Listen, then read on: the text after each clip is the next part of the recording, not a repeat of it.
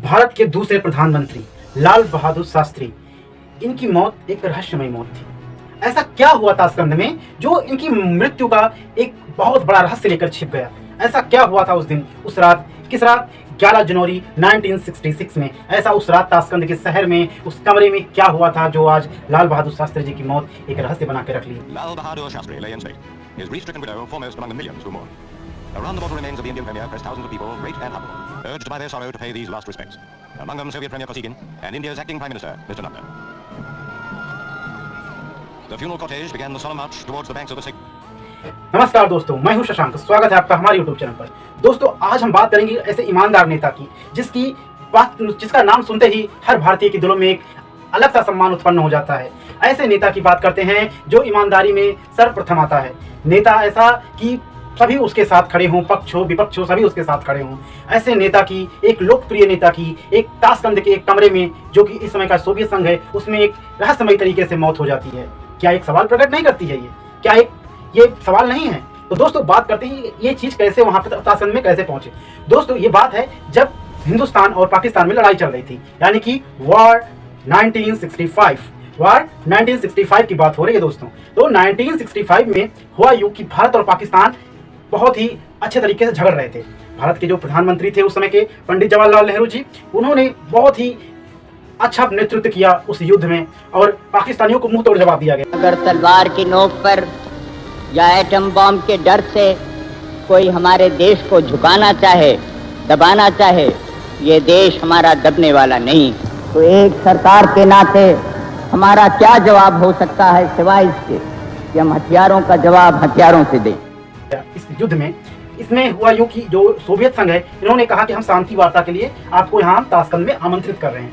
वहां से पाकिस्तान से अयूब खान और हमारे देश से हमारे प्रधानमंत्री लाल बहादुर शास्त्री जी इधर से गए।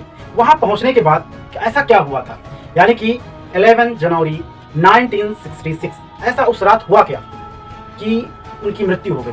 दोस्तों, तो उसके मतलब जिस दिन दोपहर में लगभग इन लोग का सिग्नेचर साइन हुआ और उसी रात लाल बहादुर शास्त्री जी की मृत्यु हो जाती है।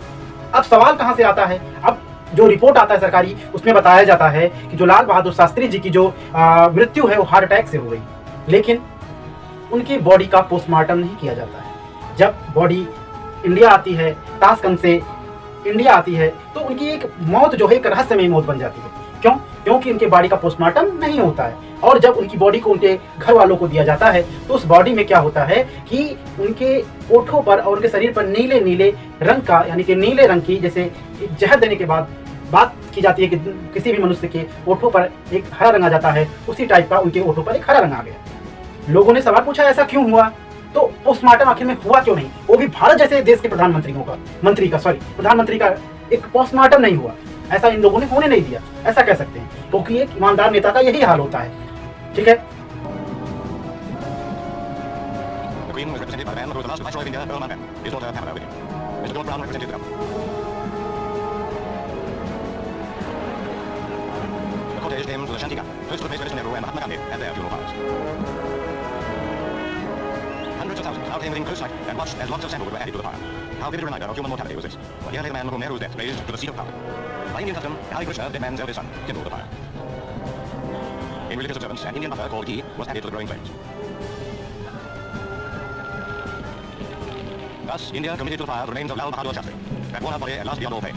एक तीसरी सवाल ये है कि जहर, चलो पोस्टमार्टम नहीं हुआ, उनके जो मतलब कि जो उनकी जो शरीर था उसका पोस्टमार्टम तो हुआ नहीं। उनके परिवार वालों ने कहा कि नीले नीले निशान मिले।